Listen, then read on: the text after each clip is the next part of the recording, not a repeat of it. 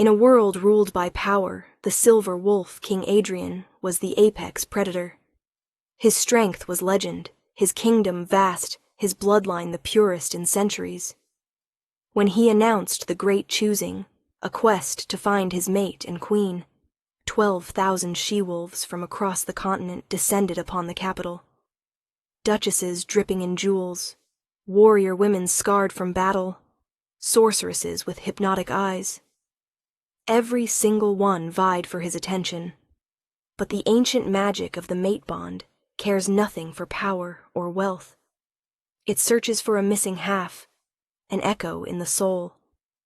And it found its echo not in the grand ballroom, but in the shadows of the castle kitchens, in the heart of a silent Omega girl that not a single person had ever truly seen. The citadel of Astoria, heart of the Crimson Veil Kingdom, was drowning in chaos. The air, usually crisp with mountain pine and ancient stone, now choked with competing perfumes. From polished marble floors to the highest towers, the castle teemed with she-wolves of every conceivable rank. They were the hopefuls, the ambitious, the desperate, all drawn by royal decree. Deep within the castle's bowels, far from shimmering silks and practiced smiles, the world was different. Here in the cavernous kitchens, the air was humid with roasting meat, baking bread, and sharp scullery soap. A world of clanging pots, shouted orders, scalding steam. And in the midst of this cacophony moved Cassie. To the kitchen staff, Cassie was little more than a ghost. 21 years old, with hair the color of autumn wheat, and eyes a startling pale blue like winter ice. She was an Omega, the lowest rank, an orphan with no family name. But her most defining feature was her silence. Cassie never spoke, not a word. She moved with unnatural quietness, her hands, though chapped from work, deft and gentle as she scrubbed pots or kneaded dough. The others had long since stopped trying to talk to her. They simply gave orders with sharp gestures, or spoke about her as if she wasn't there. "More firewood, girl," barked Helena, the head cook, a stout woman whose temper matched her oven's. Cassie nodded, gray eyes downcast, and slipped into the courtyard. Her only friend was Sophie, another young Omega, perpetually flustered and anxious. Sophie caught up to her by the woodpile, hands wringing her apron. "Cassie, did you hear? Lady Victoria arrived this morning. They say her carriage was gilded gold, pulled by 8 white stallions. The king's beta greeted her personally." Cassie paused, a log in her arms, offering Sophie a small questioning look. "She's the daughter of Duke Harrington?" Sophie whispered. "Everyone says she's the one. Beautiful, high-ranking alpha female, bloodline almost as old as the king's. They say her wolf is magnificent." Cassie's expression didn't change, but something unreadable flickered through her eyes. She adjusted the logs and turned to go back inside. "Don't you ever wonder what it would be like?" Sophie pressed, trailing behind. "To be chosen? To be queen?" Cassie stopped. She gently placed the firewood down and reached out, fingers lightly touching a jagged scar peeking from Sophie's collar, a punishment mark from spilling wine on a visiting lord. Her message was clear. This world is not for us. To be noticed is to be in danger. Sophie's shoulders slumped. "I know, it's just a silly dream." That night, Cassie couldn't sleep. The energy thrumming through the castle was palpable. Ambition, hope, anxiety seeping through stone. She slipped from the small cot she shared with 3 other servants and made her way to the one place she felt peace, the glass-roofed conservatory at the castle's forgotten edge. Under the milky glow of the full moon, her true nature stirred. All werewolves felt the pull, but for Cassie, it was different. Not a call to the wild hunt or surge of pack energy. For her, it was a quiet humming resonance, a feeling of being seen by the only entity that mattered, the moon goddess. She didn't shift. Omegas were often weaker, their wolves smaller, but that wasn't why she held back. Her wolf was a secret, a part of her she kept locked away even more fiercely than her voice. A secret wrapped in trauma that had stolen her words years ago. She closed her eyes, breathing in moon-petal flowers and damp earth. Strange peace settled over her. Here, away from noise and judgment, she was not just the silent Omega. She was Cassie.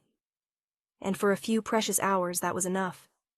She had no idea that hundreds of feet above in the highest tower, a king was feeling anything but peace. King Adrian Steele stood on his balcony, cold night air doing little to cool the restless fire in his blood.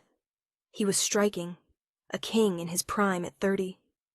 His hair was the color of molten silver, a trait of his ancient bloodline, and his eyes were piercing amber. But the true testament to his lineage was his wolf form, a massive creature of pure silver fur, a beast of myth not seen in 5 centuries. This legendary status was both blessing and curse. It commanded respect, even fear. It gave him strength beyond any other alpha. But it also isolated him. His senses were so acute that the constant barrage of noise, sense, and emotions from thousands of guests felt like a physical assault. His beta and lifelong friend Marcus stepped onto the balcony. Marcus was Adrian's opposite, dark-haired, steady, pragmatic. "You should be resting," Marcus said. "The final ceremony is tomorrow night." "Rest?" Adrian let out a humorless laugh. "How can I rest when my future is being paraded before me? 12,000 women, Marcus. And my wolf is silent for every single one." It was true. His inner wolf, a being of instinct and ancient magic, should have recognized its mate on sight, on scent. The bond was meant to be cataclysmic, soul-shattering. He'd met duchesses, warrior maids, princesses. He'd danced with them, spoken with them, and felt nothing. Not a spark. Not a whisper. "Lady Victoria seems confident," Marcus noted carefully. Adrian's jaw tightened. "Lord Harrington is ambitious, and his daughter looks at the crown, Marcus. Not at me. Her scent is sharp, calculating. My wolf finds it repulsive." Marcus sighed. "The council grows restless. They say a king without a queen is an imbalance. The rogue attacks on the eastern farmlands are escalating. And a silent Omega from the kitchens is hardly a solution," Adrian muttered, more to himself. His gaze drifted down toward the sprawling castle grounds. For a fleeting moment his hypersensitive eyes caught movement in the old conservatory. A lone figure bathed in moonlight. Too far to see clearly, but the stillness intrigued him. Then a scent. Faint, almost completely smothered by the cacophony of perfumes, but his wolf senses snagged on it. Unlike anything he'd ever smelled. Not perfume concocted by an alchemist. Natural. It smelled of wild things, hidden places, rain-soaked earth, blooming moon petals, and something else. Something clean and pure, like fresh snow. A scent of profound peace and silent strength. His wolf, sullen and dormant for weeks, stirred. A low, curious growl rumbled in his chest. Mine. Before he could process it, the scent was gone, whisked away by shifting winds. Adrian blinked, shaking his head. It must have been a trick of the night, a phantom born of desperation. "Perhaps you're right," Adrian said, turning to Marcus. "Perhaps I'm just tired. One more night. The moon goddess will guide my choice at the final ceremony." But as he returned to his chambers, the memory of that fleeting scent lingered. A single pure note in an otherwise discordant symphony. And for the first time in a long time, the Silver Wolf King felt a flicker of something he'd thought dead. Hope. The great hall was a breathtaking spectacle. Thousands of candles glittered in massive chandeliers, light reflecting off gilded ceilings and jewels adorning necks and arms. The most powerful wolves on the continent gathered, dressed in finest silks and velvets. The air crackled with anticipation. On a raised dais sat King Adrian, a vision of regal power in silver and black. But his amber eyes betrayed deep weariness as they scanned faces before him. Beside him, Marcus stood stoic, while council members, including the smug Lord Harrington, watched with keen interest. The ceremony was formal presentation. Each of the 100 finalists would walk before the throne, offer a bow, allow the king to greet them. The hope was that in this sacred gathering, the mate bond would reveal itself. One by one they came, duchesses with flawless smiles, warrior women with proud bearings, enchantresses with alluring gazes. Adrian was courteous, his expression an unreadable mask, but inside, his wolf remained stubbornly silent. He felt nothing. Finally, it was Lady Victoria's turn. A hush fell over the crowd. She was undeniably stunning, a statuesque alpha in a gown of midnight blue. Her raven hair was styled in an intricate crown, dark eyes glittering with confidence. She didn't walk. She glided, a predator in her element. She reached the dais and performed a flawless curtsy. "Your Majesty," she said, her voice a sultry purr, "I offer my loyalty, my strength, and my bloodline to serve you and Crimsonvale Kingdom." Lord Harrington beamed from his council seat. This was it. The perfect match. Adrian looked at her, saw her beauty, acknowledged her strength, smelled the sharp metallic scent of her ambition, and felt absolutely nothing. The choosing was a failure. As he prepared to give a polite dismissal, it happened again. That scent. Stronger now, clearer, cutting through suffocating perfumes like moonlight through storm clouds. Wild flowers and snow, peace and solace. It was coming from within the hall. The king's head snapped up, amber eyes suddenly blazing with inner light, pupils dilating as his wolf surged forward, taking control. Mate. The word exploded in his mind, a primal, possessive roar that silenced everything else. His wolf was awake, and it was demanding. Ignoring Victoria's shocked gasp, King Adrian rose from his throne. A collective gasp rippled through the hall. The king never moved during presentation. "Adrian!" Marcus hissed, reaching for his arm. But Adrian shook him off. His movements were no longer merely regal. They were predatory. He descended the dais steps in 2 long strides, his gaze sweeping the crowd, a hunter seeking prey. Nobles scrambled to get out of his way, faces a mixture of fear and confusion. He strode past front rows of duchesses, past warrior clans, past everyone who mattered. His senses guided him, pulling like an invisible string toward the back of the hall near service doors leading to the kitchens. And there, huddled in shadows behind a stone pillar, he saw her. She wasn't meant to be there. Kitchen staff had been ordered to stay away. But Sophie had dragged Cassie out for just a peek at the spectacle. They were hiding, terrified of being caught. Sophie trembled, but Cassie was frozen, wide, pale blue eyes locked on the approaching king. She wore a simple, threadbare brown servant's dress. Her wheat-colored hair was tied back in a simple braid, a smudge of flour dusting her cheek. She was surrounded by the most beautiful and powerful women in the world, and yet, to the silver wolf, she outshone them all. Her scent was a beacon, a song his soul had been waiting to hear its entire life. He came to a stop directly in front of her. The entire great hall held its breath, silence absolute and deafening.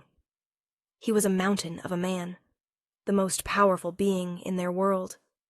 And she was nothing, a silent omega no one had ever noticed. He slowly knelt, bringing his face level with hers. He ignored Sophie's panicked whimpers, ignored the furious glare of Victoria and the murderous look on Lord Harrington's face. He saw only her. He inhaled deeply, and her pure, calming scent filled him, soothing the restless beast within, making his human heart pound. His voice, when he finally spoke, was a low, possessive rumble heard by everyone in the silent hall. "You." He reached out, large calloused hand gently touching her cheek, thumb wiping away the flour smudge. Her skin was soft. A jolt of pure energy, The spark of the bond shot up his arm.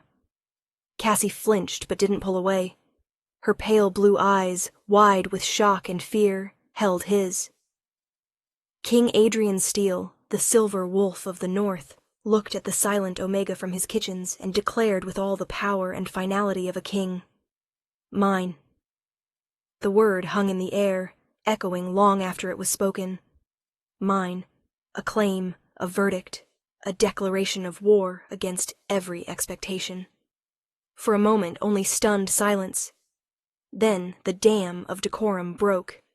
A wave of incredulous whispers swept through the crowd, escalating into outraged murmurs. "A servant, an Omega. Has the king lost his mind?" Victoria's beautiful face contorted into pure fury. Her manicured nails dug into her palms, drawing blood. To be passed over was one thing. To be passed over for a nameless, mute kitchen servant was unbearable humiliation. Her father, Lord Harrington, was on his feet, face purple with rage. "This is an outrage, a mockery of the sacred choosing." Adrian didn't even glance at him. His entire world had narrowed to the terrified girl before him. Cassie was trembling, pale blue eyes darting around at thousands of hostile faces. She looked like a cornered animal facing a pack of wolves. He rose to his full height, arm moving instinctively to shield her from venomous glares. His voice, stripped of earlier softness, cracked through the hall like a whip. "Silence!" The sheer force of his alpha command slammed into the assembly. The murmuring ceased instantly. Every wolf, from lowest baron to Lord Harrington himself, was forced into submission, many physically bowing their heads. His amber eyes scanned the crowd, cold and deadly. "The moon goddess has guided my choice. My wolf has recognized its mate. There is no debate.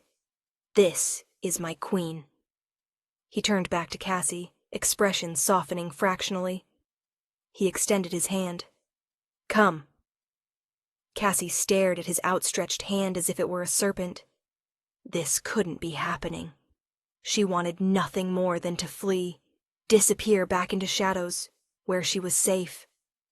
But the king's gaze held her fast, and a strange, terrifying pull emanated from him. The mate bond, a fledgling thing, was already wrapping tendrils around her heart. With a hand that shook uncontrollably, she placed it in his. His fingers closed around hers, warm and strong. The contact sent another jolt through her, a dizzying mix of fear and bewildering sense of belonging. He gently pulled her to her feet and led her toward the dais. The entire court parted before them like a receding tide. As they passed Victoria, the spurned alpha hissed, voice low and dripping with poison. "You will regret this, little mouse. I will tear you apart." Cassie flinched, but Adrian's grip tightened reassuringly. Once on the dais, Adrian placed Cassie beside the throne, a silent declaration of her new station. He then turned to face his stunned council and furious court. "The choosing is concluded," he announced, voice leaving no room for argument. "Preparations for the bonding ceremony will begin at once. Let it be known that any sign of disrespect shown to my mate," his eyes locked onto Lord Harrington, then Victoria, "will be considered treason against the crown, and I will punish it as such." The court was dismissed into a storm of chaos and disbelief. Marcus quickly organized the royal guard to escort a shell-shocked Cassie from the hall, shielding her from daggers thrown by 1,000 pairs of eyes. Later that night, Adrian found her in opulent guest chambers hastily prepared for her. She was huddled on a window seat, looking small and lost amidst silks and velvets. She'd been bathed and dressed in a simple but elegant nightgown, but still looked like a woodland creature trapped in a golden cage. He approached slowly, not wanting to frighten her. "Are you all right?" Cassie didn't look at him. She just hugged her knees tighter, gaze fixed on the moon outside. Her silence was a wall between them, thicker than any castle stone. Adrian sat in a chair across from her, frustration washing over him. He was a king. He commanded armies, negotiated with dragons, bent lords to his will. But he had no idea how to breach the silence of this one small girl. "I know this is a shock," he began, searching for words. "My wolf, it recognized you. It's a bond our kind has revered for millennia. I don't fully understand it myself, but I know it's real. I can feel you like a part of my own soul that's been missing." She remained silent, posture rigid. He sighed, running a hand through his silver hair. "I need you to talk to me. Tell me your name." He realized with a jolt that he'd claimed her before the world and didn't even know her name. A servant had told him earlier, but he wanted to hear it from her. He wanted to hear the voice that belonged to the soul his wolf craved. But she gave him nothing, only silence. Deep, profound, heartbreaking silence. The silent Omega who had captured the king's soul was now his greatest mystery. And as whispers of rebellion began to snake through his court, he knew she could also become his greatest weakness.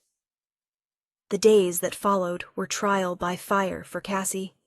She was moved from her tiny servant's cot to the queen's chambers, a sprawling suite with a 4-poster bed, private balcony, and wardrobes filled with gowns she was too terrified to touch. Servants who once ordered her about now bowed, their eyes filled with fear and resentment. Her life became a waking nightmare of lessons. Etiquette from a stern noblewoman named Lady Beatrice. History from a wizened scholar. Courtly dance. Through it all, Cassie remained silent, a diligent but disconnected student. Her silence was interpreted by the court as stupidity, proof of her unworthiness. The whispers followed her everywhere. The mute queen. The king's folly. The Omega witch who ensnared him. Victoria was her most public tormentor. She would corner Cassie in hallways, words like poisoned darts. "Still playing the frightened mouse? Do you really think he'll keep you? He needs a strong queen, one who can bear him alpha heirs, not a broken mute Omega. He'll tire of his new toy soon enough." During one lavish dinner, Victoria intentionally tripped a servant, sending hot soup cascading toward Cassie. But Cassie, with quiet grace and speed honed by years of avoiding kitchen chaos, moved with liquid swiftness. She didn't just dodge. She pivoted, catching the falling tray with one hand and steadying the terrified servant with the other. Not a single drop spilled. She placed the tray back in the servant's hands, gave him a small, reassuring nod, and returned to her seat. The entire table, including a momentarily stunned Victoria, was left speechless. It was a small victory, but it showed grace and composure no one expected. Adrian saw it all. He defended her publicly, his protective rage a constant shield. But in private, he was growing desperate. He tried everything to get her to speak. He brought gifts, took her for walks in royal gardens, told stories of his childhood. He would sit for hours, simply talking, hoping for any response. A nod, a gesture, a single word. He received nothing. Her nights were plagued by nightmares. She would whimper in her sleep, thrashing against unseen foes. Adrian, whose chambers connected to hers, would often stand by her door listening, heart aching. Her scent, usually calming, would turn sharp with fear. The scent of old blood and burning wood. Driven by need to understand her, he tasked Marcus with a secret investigation. "Find out everything you can about her," he commanded. "Her family, where she came from." "The official record says she's an orphan from the Pinewood Village massacre 12 years ago," Marcus reported. "I want to know more." Marcus's investigation hit a wall. The records were sealed by order of the previous council, a council on which Lord Harrington held significant influence. The official story: a pack of feral rogues attacked the remote village. No survivors save one traumatized little girl found hiding in the woods days later. But Marcus was persistent. He found a retired guardsman named Thomas, who'd been one of the first on the scene. At a clandestine meeting in a quiet tavern, the old wolf, face etched with grim memories, told a different story. "It wasn't rogues, my lord," Thomas rasped, eyes haunted. Rogues are messy. They kill for food or territory. This was an execution. Every man, woman, and child was cut down with silver. Methodical. Bodies burned with their homes. We were ordered to report it as a rogue attack and seal the records. Why? Marcus asked, blood running cold. I don't know. But the family in the largest cottage, the forester and his wife, the killers focused on them. They were good people, Robert and Leanna. They kept to themselves. But their daughter, she was special. They said she had a voice like a songbird. We never found her body. Cassie, Marcus breathed. Yes, Thomas confirmed. That was her name. The little girl who sang to the birds. The one we found days later hiding in a hollow log, covered in dirt and blood, not having spoken a word since. Meanwhile, Adrian made his own discovery. One evening in the conservatory, Cassie's favorite place, he noticed something. She was tending to a wilting moon-petal flower, small hands hovering over it. She closed her eyes and a soft, barely perceptible hum vibrated in the air. Not from her lips, but more like a feeling. A low thrum of energy. To his astonishment, the wilting plant straightened, its petals unfurling, as if drinking in her presence. His wolf senses, far more attuned to ancient magic than his human ones, recognized what was happening. An old power, deeply rooted life force, something supposed to have died out centuries ago.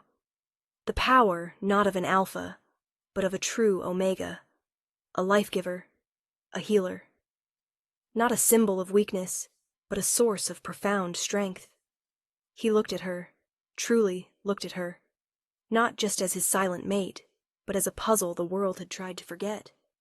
Her silence wasn't weakness or mere trauma. It was a lock.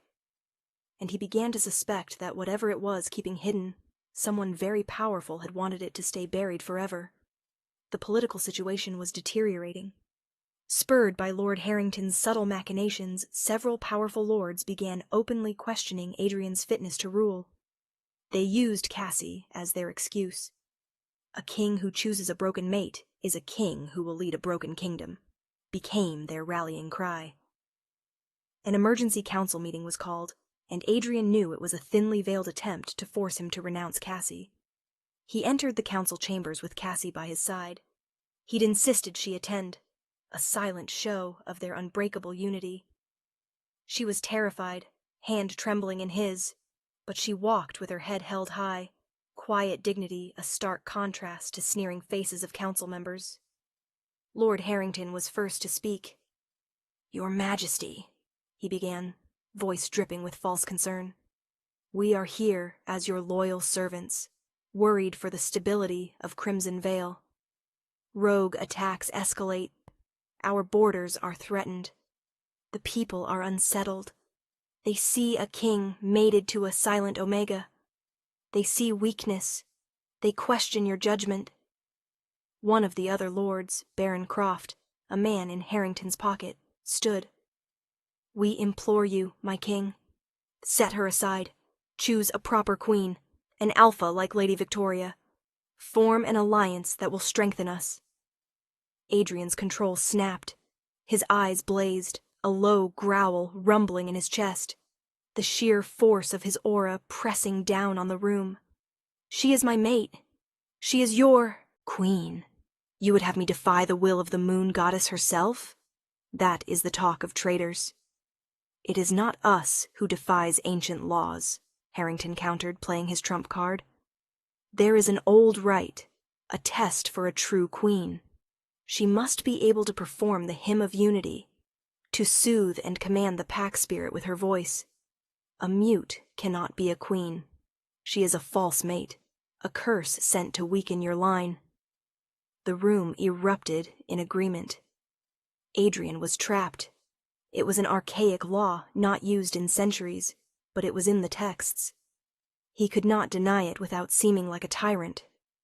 She's not a curse, Adrian snarled, his wolf form pushing at his skin, knuckles white as he gripped the throne's arm. Suddenly, Victoria swept into the council chambers uninvited. She held a silver dagger, its tip coated with viscous dark substance. "Perhaps she is not a curse," she said with a vicious smile, "but she is most certainly a weakness." Before the royal guard could react, she lunged, but she wasn't aiming for Cassie. She was aiming for Adrian. He was so focused on the council, so consumed with rage, that the attack caught him by surprise. The dagger, coated in concentrated wolfsbane, plunged deep into his side. A gasp of agony ripped from Adrian's throat. The poison was potent, instantly weakening him. He staggered back, his wolf form receding, his human body struggling against the magical toxin. Marcus and guards tackled Victoria, but the damage was done. He collapsed to one knee, breathing ragged. The world seemed to slow down for Cassie. Seeing Adrian hurt, seeing his lifeblood seeping onto stone floor, broke something deep inside her. Years of fear, trauma that had locked her voice in a cage of silence were incinerated by a sudden, ferocious inferno of love and protective rage. The walls around her heart crumbled. Lord Harrington watched with a triumphant smirk. His plan was working perfectly. With Adrian weakened or dead, and his chosen mate proved a fraud, he could seize control. Cassie rushed to Adrian's side, hands hovering over his wound.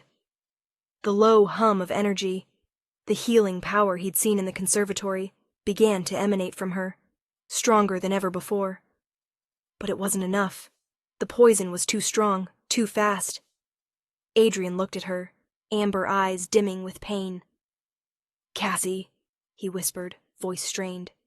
She looked from his pained face to the smug sneer of Harrington, and the hateful glare of the captured Victoria. She saw the kingdom teetering on a knife's edge. She saw the man her soul recognized as its other half, dying before her eyes. She took a deep breath, opening her mouth.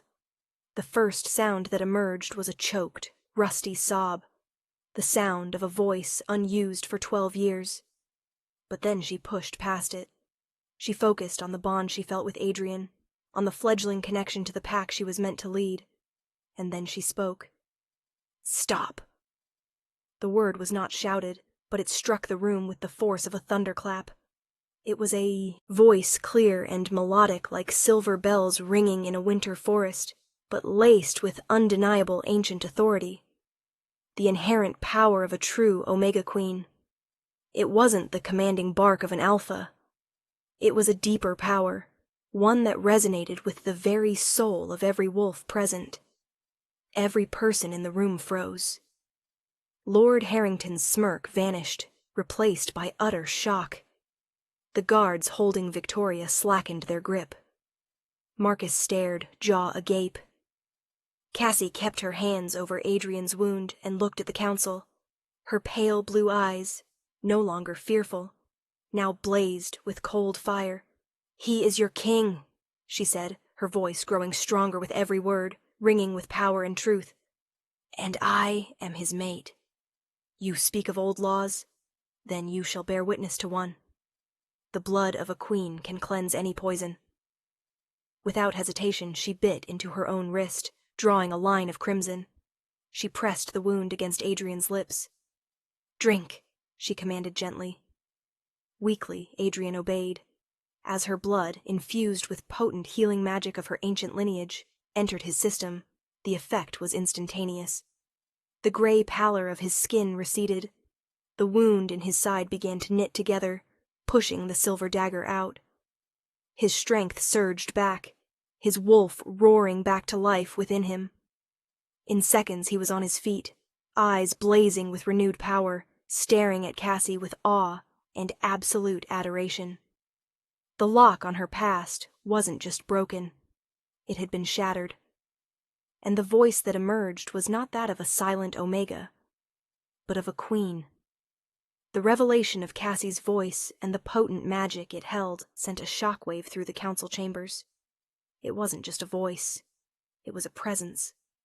The hymn of unity Harrington had mockingly demanded was not a song of words, but a resonance of spirit, and Cassie's every syllable was imbued with it. Pack members in the room felt their frantic, chaotic energies soothed, their loyalties to their king sharpening into an unbreakable point. Harrington's face turned ashen. This was impossible. The girl was supposed to be broken. Useless. "Seize them!" Adrian roared, voice now fully recovered and booming with royal fury. He pointed a clawed finger at Harrington and Victoria. "Treason!" Harrington, realizing his plan was in ruins, drew a concealed sword. "Fools! You follow a king bewitched by a phantom. Her line was meant to be exterminated," he shrieked, composure finally cracking. In that moment, the final pieces of Cassie's fractured memories clicked into place. His voice. It was the same voice from her nightmares. The man who had ordered her parents' death. "Pinewood," Cassie said, her voice clear and cold, cutting through chaos. "You were there. It wasn't rogues. It was you. You killed them." Harrington froze, eyes widening. "You remember?" "I remember everything," she replied, voice filled with a decade of silenced grief and newfound strength. "My parents, Robert and Lyanna, were not simple foresters. They were the last guardians of the Silver Line, descendants of the first queen. They were hiding me, hiding my bloodline. You didn't want a rogue attack. You wanted to erase a lineage that held power greater than any alphas. The power to unite, to heal. The true Omega power. You feared it." Adrian's gaze snapped to Harrington, face a mask of terrible understanding and rage. It all made sense. Harrington's ambition, his desire to destabilize the kingdom, his obsession with installing his alpha daughter as queen. He wanted to cement a rule of pure brute force. And Cassie's bloodline was the only thing that could truly challenge that. Harrington laughed, a high, unhinged sound. "That power dies with you!" He lunged, not at Adrian, but at Cassie. He never reached her. Adrian moved with the speed of silver lightning. The sound of snapping bone echoed as Adrian's hand clamped around Harrington's sword arm, breaking it cleanly. The man screamed, falling to the ground. The royal guard, no longer conflicted, swarmed him and Victoria, binding them in silver chains. The immediate threat was over, but the kingdom was still in turmoil. Adrian knew what he had to do. He stood beside Cassie on the grand balcony of the Citadel, overlooking the central plaza, where a massive, anxious crowd had gathered. People of Crimson Vale. His voice, amplified by his wolf power, rolled over the crowd. He told them everything. Harrington's treason, the truth of the Pinewood massacre, and the sacred identity of his mate. Then he turned the stage over to Cassie.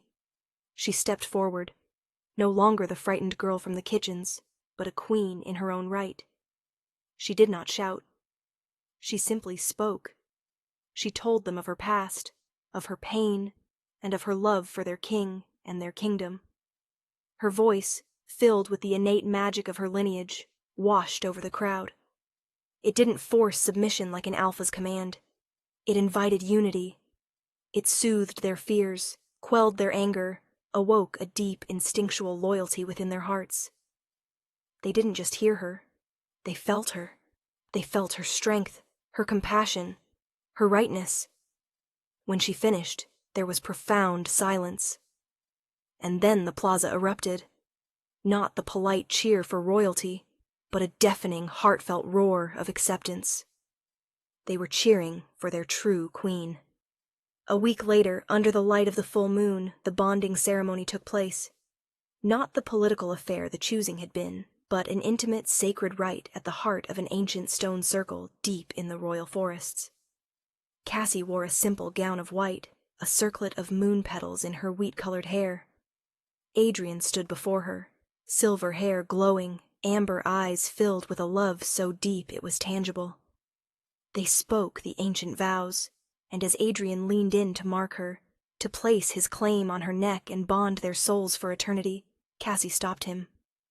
"Wait," she whispered, a mischievous glint in her pale blue eyes. Before he could ask why, she rose on her toes. Her own, canines elongating slightly, a trait of her ancient line, and she marked him first. A gentle but permanent claim on the side of his neck. It was unheard of. An omega marking an alpha king. But it was not an act of dominance. It was an act of equality, a symbol that he was as much hers as she was his. Adrian stared at her, shocked, and then a slow, brilliant smile spread across his face. He pulled her close and completed the bond, his mark settling below hers. Their magic flared, a visible aura of silver and white light enveloping them, sealing their souls together. The Silver Wolf King had not just found his mate. He had found his equal. The silent Omega had not just found her voice. She had found her destiny. Together, they were not just a king and queen, but a balance of power and compassion, of strength and healing, ready to lead their kingdom into a new dawn. The weeks following the bonding ceremony settled into unfamiliar peace. The frantic energy of the choosing and sharp terror of the coup were replaced by quiet, steady work of healing a fractured kingdom. For Cassie, the greatest change was not the silken sheets or differential bows, but the simple act of waking up next to Adrian. She would watch him in early morning light, the formidable Silver Wolf King, asleep, his silver hair fanned out on the pillow, features softened and peaceful. The bond between them was a living thing, a constant warm hum beneath her skin, a silent conversation of souls as natural as breathing. "You're staring," he rumbled one morning, eyes still closed. Cassie smiled, tracing the mark on his neck with her fingertip. "I'm admiring," she corrected, her voice still a soft marvel to them both. "I never thought I'd see the day when a king let his mate mark him first." Adrian's eyes opened, amber depths filled with warmth that was hers alone. He captured her hand, pressing a kiss to her palm. This king never knew how much he was missing. "Your mark is not a chain, Cassie. It is an anchor. It reminds me that my strength is matched by your wisdom." This new balance was soon put to its first test. The trial of Lord Harrington and his daughter Victoria. The great hall, once the scene of her humiliation and his claiming, was converted into a high court. Adrian sat upon the throne, but the chair beside him, once a mere consort seat, had been replaced by one of equal stature. Cassie sat beside him, not behind him, a clear and deliberate statement to the entire court. Harrington was dragged before them, defiant and snarling. He'd been stripped of titles and finery, but his arrogance remained. "You are fools," he spat, eyes wild. "The kingdom needs an alpha's fist, not an omega's lullaby. You will drive us to ruin, and I will laugh from the afterlife." Adrian's face was stone. He listened to the long list of crimes. Treason, conspiracy, attempted regicide, the massacre of Pinewood Village. When the litany was complete, he delivered his verdict, voice cold and final. "For your crimes against the crown and the people of Crimson Vale, you, formerly Lord Harrington, are sentenced to death. Your line is stripped of its name and lands. It ends with you." Next, a pale but still proud Victoria was brought forward. She glared at Cassie, hatred palpable. Marcus read her charges: complicity in the plot, direct assault on the king.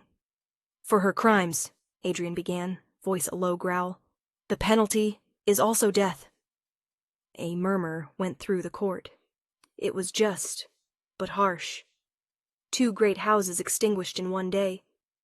But before he could finalize the sentence, Cassie laid a hand on his arm. He paused, turning to her. She leaned in, whispering so only he could hear. The court watched, mesmerized, as their king listened intently to his queen, his hard expression slowly softening into consideration. He straightened, gaze falling upon Victoria. "My queen, however, has advised a different path," he announced, causing another ripple of shock. "She believes death is an easy escape from consequences. It offers no lesson, only an end." Cassie then spoke, her clear voice carrying to every corner of the hall. "Victoria Harrington," she began, gaze steady and compassionate, yet utterly firm. "You valued power and status above all else. Your punishment will be to live without it. You will be stripped of your name and sent to the Frostguard garrison on the northern border, the harshest outpost in the kingdom. You will serve them. You will mend soldiers' clothes, tend their fires, and learn the meaning of a life dedicated not to ambition, but to the pack. You will learn the strength of the community you sought to shatter." It was a brilliant sentence. A fate worse than death for a woman like Victoria, to live as a commoner, a nobody, forced to serve for the rest of her days. It was a sentence of justice, but also of mercy. A chance, however slim, for redemption. In that moment, the entire kingdom saw the kind of queen they now had. One whose wisdom tempered the king's fire, creating a stronger, more balanced flame. Cassie's first official decree as queen was not made in the council room, but in the castle kitchens. She arrived one afternoon unannounced, wearing a simple dress, Adrian trailing behind her like a loyal, oversized wolf. The clatter and clamor ceased instantly. Helena, the head cook, dropped a ladle with a clang. Cassie's eyes found Sophie, who stood frozen holding a sack of flour. Cassie smiled warmly. "Sophie, I was hoping you might share a cup of tea with me." Tears welled in Sophie's eyes as she curtsied so low she nearly fell over. Cassie walked over and helped her up, pulling her into a gentle hug. "You were my friend when I had none," she whispered. "That will never change." She spent an hour in that sweltering kitchen, speaking with the staff, asking their names, listening to their worries about supply shortages and leaky roofs. She didn't act like a queen. She acted like one of them who had simply found herself in a different position. By the time she left, she'd earned more loyalty in that single hour than most monarchs earned in a lifetime. That evening, she and Adrian stood on their balcony, looking out at glittering city lights below. "The Frostguard garrison," Adrian mused, shaking his head in admiration. "Even I would not have thought of that. It was far crueler and far more just than a simple execution." "It's because you are the kingdom's sword, Adrian," Cassie said softly, leaning her head against his shoulder. "But I must be its shield. We need both." He wrapped his arms around her, pulling her close. "And what of the rogues on the eastern farms? My sword has been itching to meet them." "Then my shield will go with you," she replied.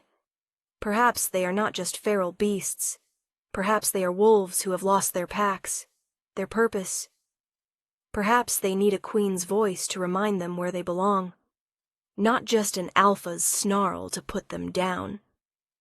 Adrian looked down at her, at the quiet Omega who had overturned his world, silenced his court, and captured his soul. She was right. For centuries, the Wolf Kings had ruled with dominance alone. But now the sun had found its moon. A new age was dawning for the Crimson Vale Kingdom. A reign not just of power, but of purpose. And their story was only just beginning. And so, the silent Omega that no one noticed became the queen no one could ever forget. Cassie's journey from the shadows of the kitchen to the heart of the throne wasn't just about finding a king.